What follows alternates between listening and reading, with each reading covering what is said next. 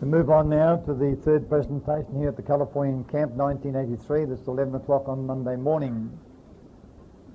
And we'll now continue the contemplation of the message on holiness, with special reference at the moment to the life of Jesus Christ as the perfect revelation of a life of submissive obedience and of continual trust. He never stopped to conjecture as to whether God's orders would bring success or failure. He only concerned himself with one question: what are my orders and what are the promises? And obeying the first, he believed the second. And by so doing gave to us the perfect example of how to develop the experience of a Philadelphian. And before I go any further in the life of Jesus, I want to go back for a moment and look at page 333 in the book Desire of Ages. Remember, I made the observation that the preaching and teaching of Christ throughout the day laid down the principles to which the disciples were put to the test on that night on the lake. And the main thought again was that Christ explained to the people the nature of his kingdom and the manner in which it was to be established. The nature of the kingdom and the manner in which it was to be established. And when those men, of course, upon the lake found themselves confronted by the very natural, or I should say more likely, the much to be expected outcome of a dreadful storm across their pathway, then they had the opportunity of doing things that were in harmony with the way in which the kingdom of God should be built. But sad to say, of course, they did not. They turned away and they missed their opportunity and failed to measure up to it. Now, personally, I found it a very, very great comfort, a very, very great reassurance to me to find myself in a given situation where I simply have to ask the question, what are my orders? And again, I found myself confronted lately with seemingly impossible barriers preventing my carrying out those orders. And I've simply said, well, my orders are to go preach the gospel in this place, and it is God's responsibility to take care of the problems which would seemingly prevent me from doing that. For instance, when I was down in South Africa about or close to 2 months ago now, I suffered quite a severe chill sitting in a room one day with the wind blowing on me, and in a few days' time I had a touch of the flu. I could hardly talk, I was feverish, and I was anything but comfortable. And on this given night, the African folk had arranged for me to go out and give a Bible study to a family in one of the townships quite a little distance from the city of Johannesburg. It required me to drive for about 30 minutes altogether to get to the place where our folk were, and another 20 minutes beyond that to reach the home of these folk with whom we were to study. And before I set out on that journey, I just absolutely felt I couldn't make it. I felt so unwell, so uncomfortable, and I could scarcely talk with the sore throat which I had. But I found myself looking away from all those difficulties and simply saying, well, what are my orders? And the answer was very clear. Go out and preach the gospel tonight. And what are the promises? The promises God never gives an order except he gives the power to fulfill that order. And so I went out resting in the confidence that my voice would be adequate for the occasion, that I would have the strength and well-being to do the work which was given me to do, and I went. And the outcome was very good. I found that much of the discomfort disappeared. My voice was quite strong and normal, and we had a very, very lovely Bible study with those folk. And I was glad because this was the only opportunity I ever had to meet them. Maybe if I go there again next year, I shall meet them again, but who knows for certain. So maybe it was just once in a lifetime opportunity to spend time studying with these folk. And I can testify to the fact that once you learn to ask that one question, first of all, what are my orders? And secondly, what are the promises? And obey the first and believe the latter, then we'll be certainly marching on toward the development of the Philadelphian experience. Now on page 121, there's a comment on the statement by Jesus Christ, man shall not live by bread alone, but by every word that proceedeth from the mouth of God. And when Christ spoke those words, he repeated the words that more than 1400 years before he had spoken to Israel. Now let's turn to Deuteronomy chapter 8, verses 2 and 3, and we'll read the scripture for ourselves direct from the Bible together. Deuteronomy chapter 8, verses 2 and 3.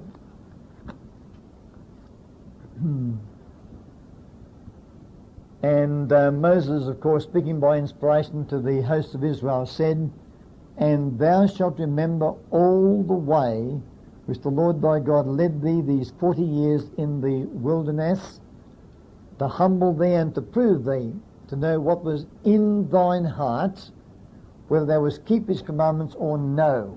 Now, of course, I'm always caught by, my attention is always caught by expressions such as, he would know what was in your hearts, whether you would keep the commandments or not. And he humbled thee and suffered thee to hunger, and fed thee with manna, which thou knewest not, neither did thy fathers know, that he might make thee know that man doth not live by bread only, but by every word that proceedeth out of the mouth of the Lord doth man live.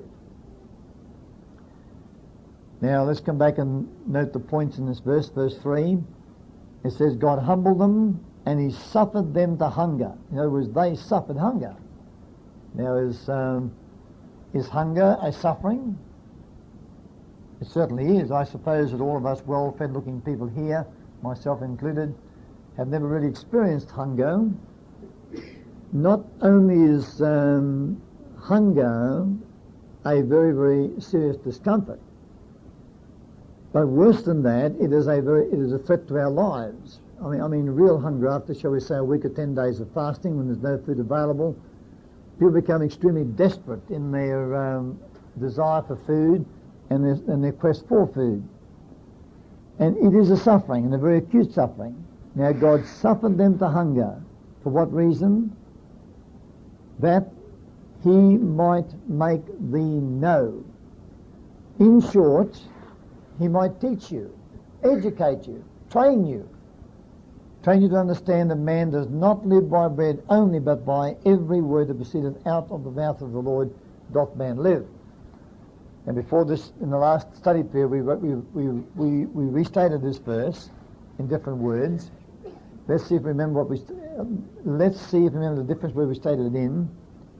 The man doth not live by bread only, but man doth live by, remember, divine orders. Man lives by divine orders. Now we're not talking, when we're talking about divine orders, we're not talking about the Ten Commandments as such. But rather we're talking about those day-by-day instructions that God gives to us and by which we go out to execute his labours or his work. We turn again to the occasion when Christ fed the 5,000 on page 369 in Desire of Ages. And the principle is very plainly laid down here as follows. Christ's workers are to obey his instructions implicitly. The work is God's, and if we would bless others, his plans must be followed. And note those two sentences, that Christ's workers are to obey his instructions implicitly. Now this is not talking about, well it is talking about that too, but more than just talking about keeping the Sabbath and all the other Ten Commandments. It's very specifically talking about those specific instructions God gives to us from day to day, directing us to do this or that or the other thing in his service. Instructions such as the one given to Christ, go into the desert and pray and fast in preparation for your future work. Instructions given to those disciples to row the boat across the lake, to the Israelites to walk down to the Red Sea, and so forth and so on. As we learned back in the Sabbath rest message, of course, it is entirely erroneous for the believer to read the general order and then make his own specific plans to carry out that general order. Both general and specific orders come from God and must be obeyed implicitly. The work is God's. The work is God's, not ours. And if we would bless others, his plans must be followed. self cannot be made a centre. Self can receive no honour. If we plan according to our own ideas, the Lord will lead us to our own mistakes. But when, after following His directions, we're brought into straight places, He will deliver us. There is the assurance, of course, that the disciples ought to have had that night when they were out there on the lake. Let's note their experience in light of this particular sentence. It says, but when, after following His directions, now were they following His directions when they rowed the boat up until the storm came? They were, but they failed to continue to do that, of course, when the storm did come. If they had done so, then when brought into straight places, they would have been delivered. And the promise is today, of course, He will deliver us. Now, when we want to analyse or perhaps summarise the steps to be taken, number one, we hear the voice of God and begin to obey His orders. When the storm comes and you have a difficulty, we remind ourselves, we must ask the question as a reminder to clarify our own minds, to clear things up in our own thinking. What are the God-given orders? In their case, row the boat across the lake. Now, having done that, it is equally vital that they then say, now, Lord, this storm is your responsibility. We forget about that. That's no concern of ours. That's your worry, not ours. And we'll go on doing what you've told us to do and leave the storm in your care. Now, if they'd done that, the storm would have been most quickly controlled by God and would no longer have been a threat to them.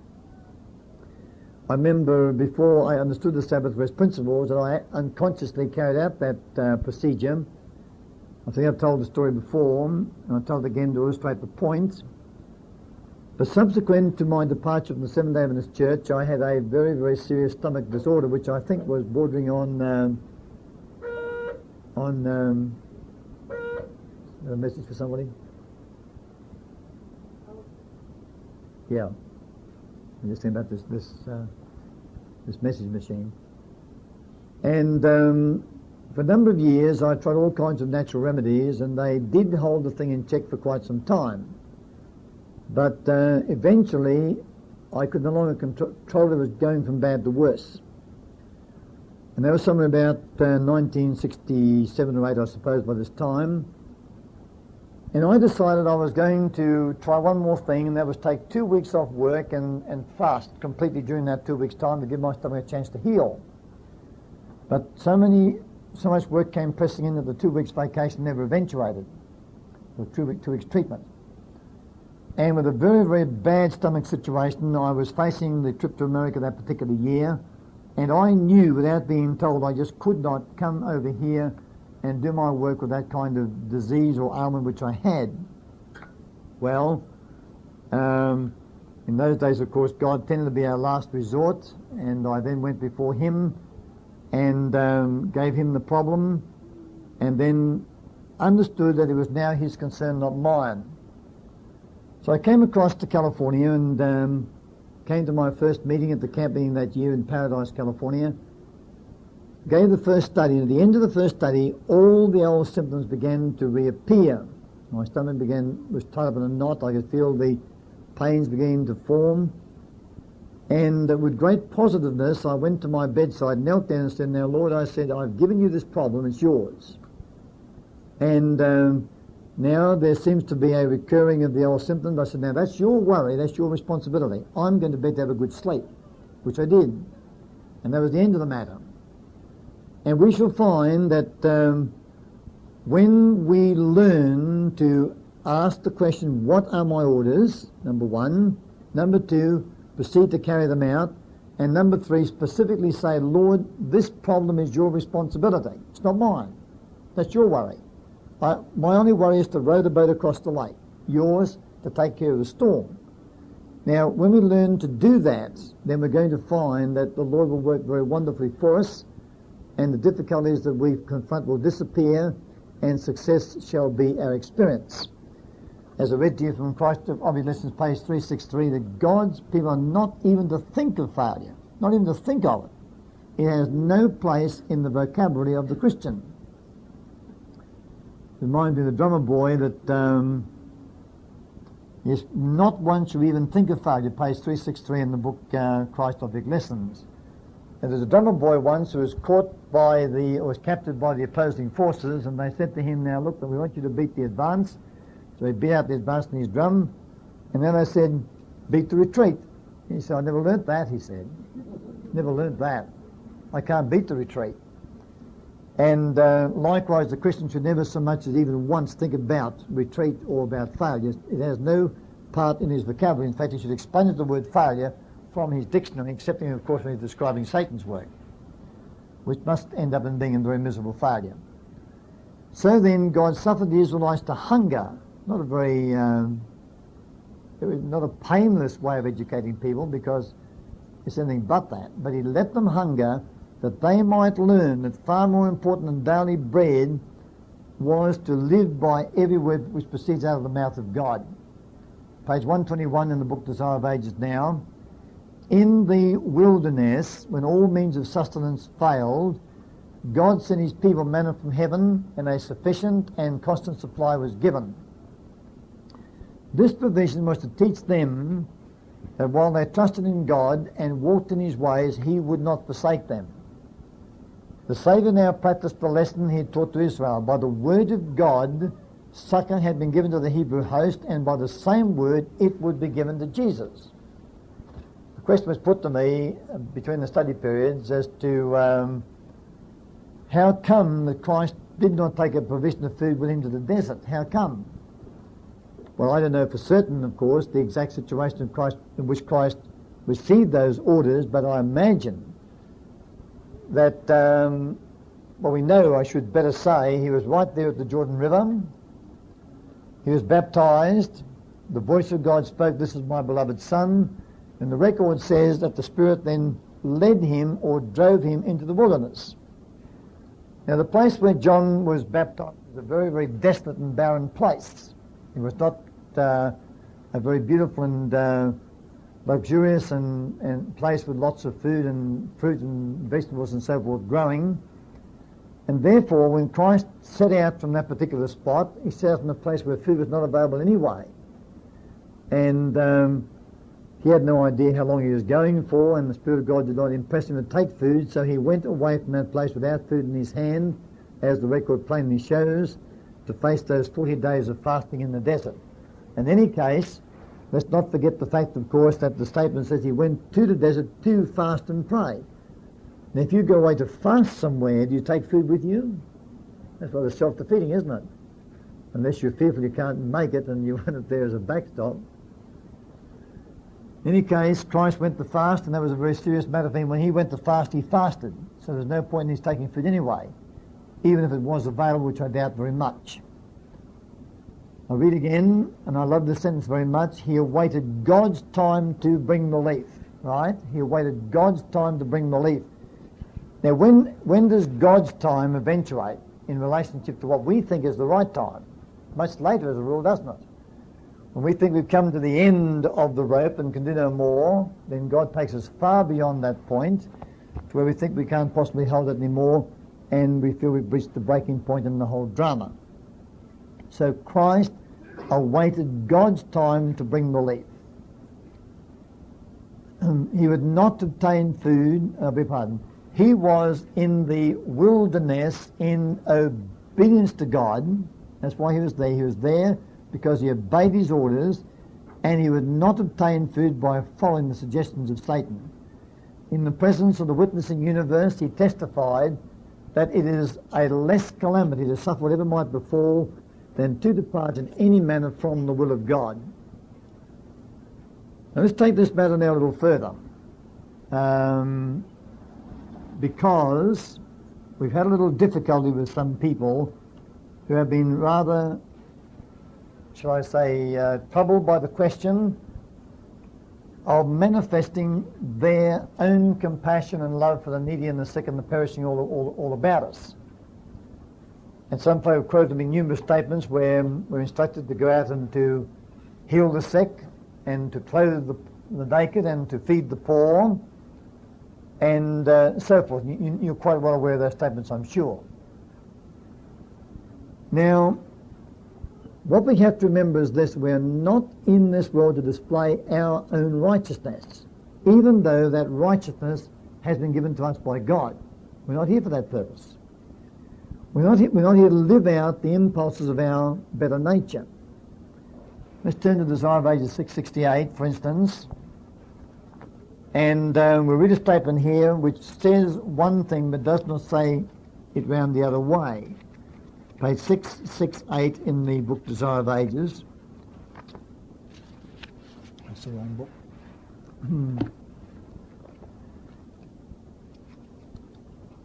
This statement deals with obedience and the quality of obedience that God will accept and receive. It says, all true obedience comes from the heart. All true obedience comes from the heart. Now, does this mean there's another kind of obedience that is not true? It infers it doesn't, and it is a fact that there's another kind of obedience that God does not accept. I'll read further. If his heart work with Christ, and if we consent, he will so identify himself with our thoughts and aims, so blend our hearts and minds into conformity to his will, that when obeying him we shall be but carrying out our own impulses. That's what the statement says. Now let's see what it doesn't say. It doesn't say that when carrying out our own impulses we shall be obeying him. It doesn't. It doesn't say that. But could you infer that? Could be inferred. In fact, those people who have a problem with the message, I think, do tend to infer that from this particular statement. But while one side is true, the other isn't. Let's read it again. It says that Christ will so identify himself with our thoughts and aims, so blend our hearts and minds into conformity to his will, that when obeying him we shall be but carrying out our own impulses. Now what came first? Obedience. Right? Obedience. Now, we learned, of course, from the study of God's character that the end cannot come until there has been a complete and total manifestation of the character of God. And if we are asked to name the dominant characteristic of God, what must we say it is? God is love, right? God is love. And there's nothing that God desires so much as to see the sick healed, the hungry fed, the naked clothed, and all suffering banished from mankind. So God also is a God, therefore, of compassion, which of course is a form of another word that describes love, and he's also a God of very, very deep sympathy. Now, if we are to be God's instruments for the revelation of his character of love, compassion and sympathy, what must we have in ourselves? Right, we must have these things within ourselves, because you can't manifest love without having love. You can't manifest compassion without being compassionate. And of course you cannot manifest sympathy without being sympathetic. Well, that sounds very simple, doesn't it?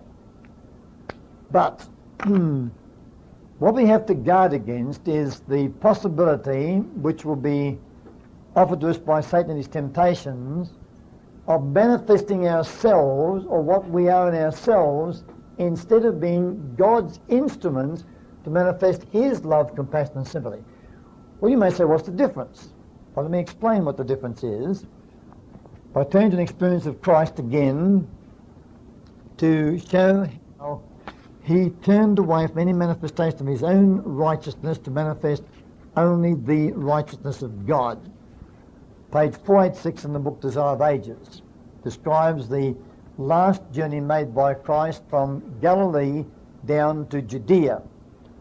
Galilee, as you recognise, of course, was the northern states, or whatever they called it back in those days, a province, whatever. Then there was the central state of Samaria, and to the south, of course, there was the state of Judea, in which was the great city of Jerusalem, and where the Pharisees had their stronghold. The time came when Jesus Christ must make his last journey from Galilee down to Judea. And we read now about this particular journey, which in the Bible is described as an occasion when Christ set his face to go to Jerusalem. I read now, to the heart of Christ it was a bitter task to press his way against the fears, disappointment and unbelief of his beloved disciples. It was hard to lead them forward to the anguish and despair that awaited them in Jerusalem. Right, before I go any further, let's note those two sentences to begin with. To the heart of Christ it was a bitter task to press his way against the fears, disappointment and unbelief of his beloved disciples. Now, did Jesus Christ have a love for those men? Did he have compassion for them? Did he have sympathy for them? Right? Now, the heart of Christ, the natural heart of Jesus Christ, which was full of divine and human sympathy. You read about that fact in the same book, Desire of Ages, so I'll give you the reference for it. Let's see now. I'll find it quickly here. It's in the story of the death and resurrection of Lazarus, once again one of the very most fruitful chapters in the life of Jesus Christ, and it has to be too because it marked the crowning miracle that certified the fact that he was the life giver.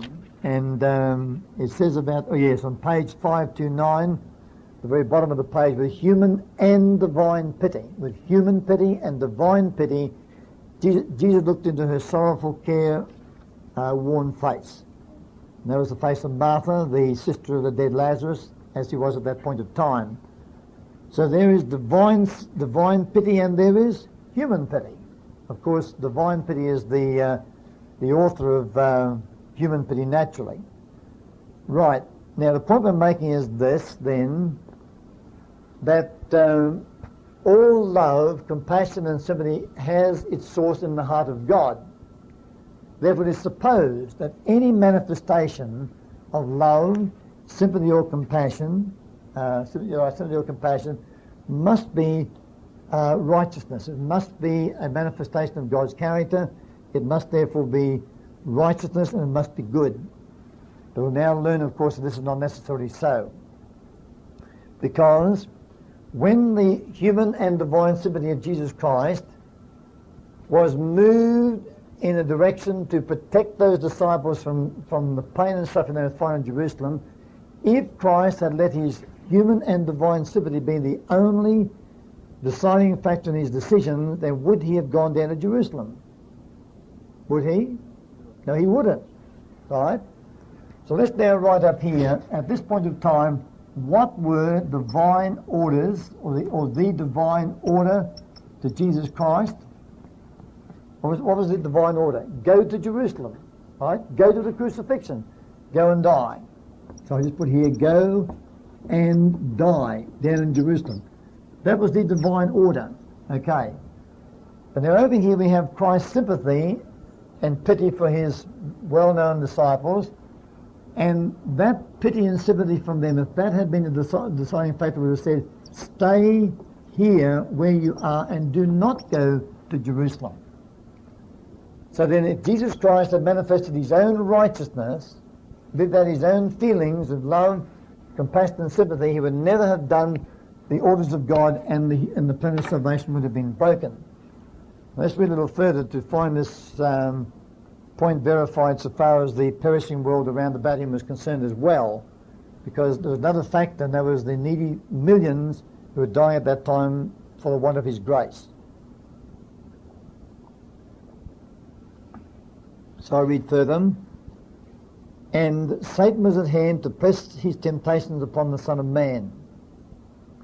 Why should he now go to Jerusalem to certain death? All around him were souls hungering for the bread of life.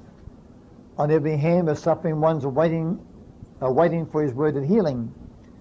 The work to be wrought by the gospel of his grace was but just begun, and he was full of the vigour of manhood's prime. Why not go forward to the vast fields of the world with the words of his grace, the touch of his healing power?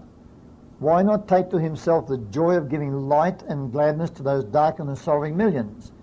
Why leave the harvest gathering to his disciples, so weak in faith, so dull of understanding, so slow to act? Why face death now and leave the work in its infancy? The foe who in the wilderness had confronted Christ assailed him now with fierce and subtle temptations. Had Jesus yielded for a moment, had he changed his course in the least particular to save himself, Satan's agencies would have triumphed and the world would have been lost. And this brings the matter of obedience very, very close to home, doesn't it? We saw in the case of Elijah, and we saw in the case of the disciples, that when they received God's orders, the great temptation was to turn from God's orders to save their own lives, right? But here's a different kind of incentive altogether. Let's see if we can put these two incentives down one by one. Right, at this point, the apostles received the orders. At that point, and the order was to row across the lake.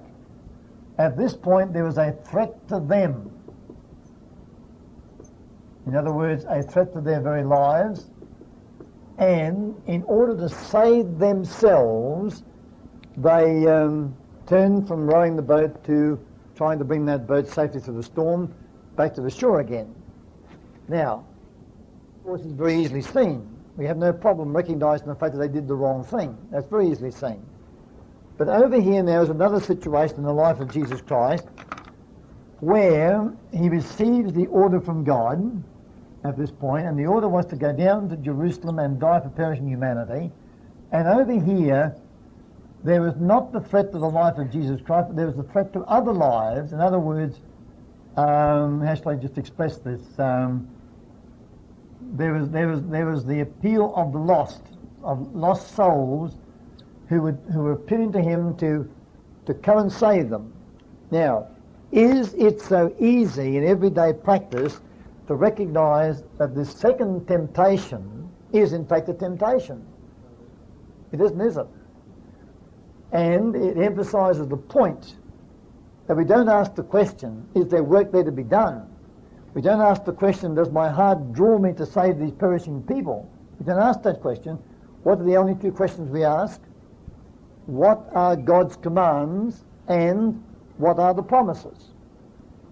Now, one thing you can be very sure about, very, very sure about, and that is this, that if God's orders involve your turning your back upon the needy and leaving them apparently to perish, I say seemingly to perish, apparently, then there can never be, in any sense of the word, unrighteousness, because God's compassion for those folk is greater than yours, isn't it?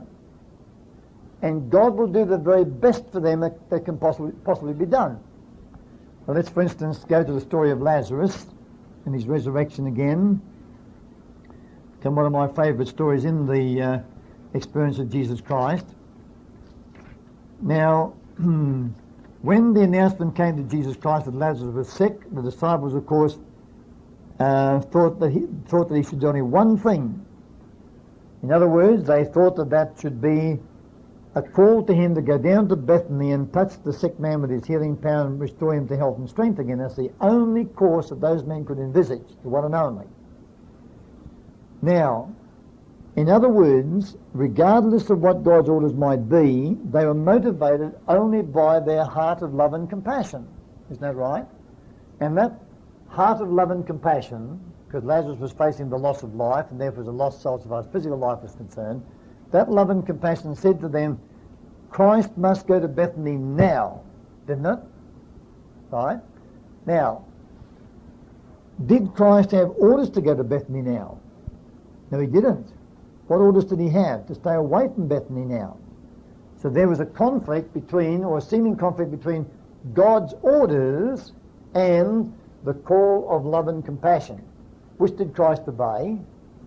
He obeyed his orders, right? What would the apostles have obeyed? Their hearts, right? Their hearts, their impulses. And they would have thought that when obeying their own impulses, they were obeying God, because any manifestation of love and compassion is living out the life of God. But when we realise, of course, that the real test of holiness is not manifesting love and compassion for the sick and the needy, the real test of compassion is, the real test of holiness is obeying the orders of God and believing his promises. Now, of course, several days went by and Lazarus died. And now Jesus said, let's go to Bethany. And now the apostles said, you can't go to Bethany now. Lazarus is dead. There's nothing more you can do for him. So why endanger your life for nothing? They were prepared to endanger their lives for something. But when there was nothing to endanger their lives for, they didn't want to go down to Bethany. So then, when those men carried out their own impulses, were they thereby obeying God? They weren't, were they? And there was a conflict between these two. Now, in the end, well, it seemed, of course, that it was heartless on Christ's part to let Lazarus die. When it seemed there was no compassion there at all, and he didn't care about Lazarus, then, of course, in the end, it turned out that God did the best thing for Lazarus and the best thing for the people of Israel. Now, at this point, I'd like to read to you a paragraph from Desire of Ages in regard to the death of John the Baptist. Page 526, the paragraph is right in the middle of the chapter dealing with the resurrection of Lazarus. It says here, during the 2 days, Christ seemed to have dismissed the message from his mind and did not speak of Lazarus. The disciples thought of John the Baptist, the forerunner of Jesus. They had wondered why Jesus, with the power to perform wonderful miracles, had permitted John to languish in prison and to die a violent death. Possessing such power, why did not Christ save John's life? This question had often been asked by the Pharisees, who presented it as an unanswerable argument against Christ's claim to be the Son of God. The Saviour had warned his disciples of trials, losses and persecution. Would he forsake them in trial? Some questioned if they had mistaken his mission. All were deeply troubled. Now, when John the Baptist died, the Pharisees came with questions against the disciples and against Jesus Christ, which questions had proved very, very unsettling to those followers of Jesus. And the question was, now, if Christ has such power to save life, to deliver from prison, to save from sickness, why did he do nothing to bring about the salvation of John? And they said to Christ's disciples, would you call that the expression of love, compassion and sympathy? And the apostles said, no, we wouldn't. What should they have said? That or something else? Something else. Was Christ's treatment of John the Baptist treatment of love, compassion and sympathy? Absolutely. Absolutely. And Christ left John the Baptist to die for very, very good reasons. And the reasons were, of course, they were at his Father's orders, because John was to give a witness in death, which was to be a major contribution to the witness already given in his life, a witness which was to prove a very wonderful blessing to the martyrs and others who were likewise to face death for Christ's sake in the coming dark ages. Now, when the Pharisees said to the disciples, and this is a very important point to remember, they said to him, now, the behaviour of Jesus Christ is not the manifestation of love, compassion and sympathy for John the Baptist. Therefore, it's not the revelation of God's character. Therefore, he can't be the Messiah. And we're going to find that when we learn to ask those two questions only, what are my orders and what are God's promises, you will find yourself at times doing things that the world will not understand as being the manifestation of God's character. They will say, that wasn't love, that wasn't sympathy, and that wasn't compassion. Are we to worry about their complaints or their charges? When they make those charges, what question do we ask? What are my orders and what are the promises? Knowing these, we have to obey the one and trust the other. Now, these are fine examples in the last journey from Galilee and the resurrection of Lazarus of Christ putting the orders of God above the impulses of his own divine nature. Christ understood the principle that he was down upon this earth not to manifest his own righteousness, but to be what? The instrument for the manifestation of whose righteousness? God's righteousness, right? And what are we upon this world to be? The same thing precisely. We are not here to manifest our own righteousness. And so therefore when you find that a situation tends to draw you out to behave in a certain direction, when the poor and needy are placed before you by circumstances, by the devil himself or whatever it might happen to be, we are not to assume that automatically we are to feed them and clothe them. Not automatically. We are first to ask God for his directions, and while it is true that many, many times you'll find that God has put them before you to feed and clothe, because God will use us to feed the hungry and clothe the naked, but there will be instances when this is not so. Instances when God may have a far better and wiser plan to accomplish than what we think it ought to be at that point of time.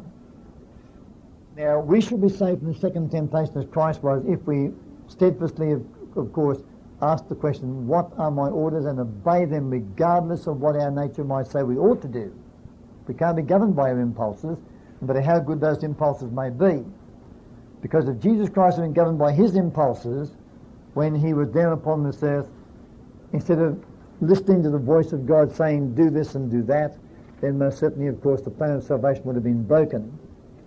What I've greatly appreciated, of course, is the statement in the chapter dealing with the statement of Christ, it is finished, page 761, I believe it to be, yes, 761.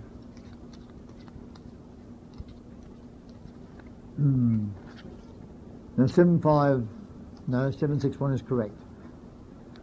Now, these words in regard to the experience of Christ are very, very well worth remembering.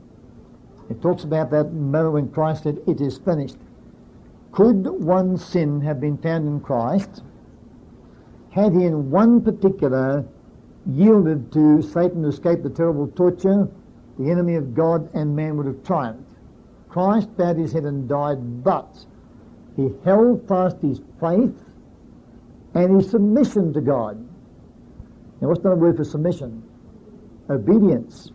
So if Christ held fast to his faith and his submission, or to his trust and obedience, then how did he die? He died a holy man, right? He died a holy man, because that is the definition of holiness: faith and obedience, or faith and submission. And if ever being in all human history was pressurized and tested to give up both his faith and his submission and do something to save himself, Jesus Christ most certainly was. Now, don't entertain the slightest fear that by asking yourself, what are my orders, you will not be living out the love, sympathy and compassion of God at all times and under all circumstances. It'll seem to you maybe, well, not maybe, it certainly will seem to you, and even more so to the wicked world around about you, that God's orders sometimes are not manifestations of love, sympathy and compassion. But we are to trust in him, we are to trust him implicitly, and we are to know in that trust that God is using us as his instruments to reveal his love, compassion and sympathy, provided of course we are in tune with him.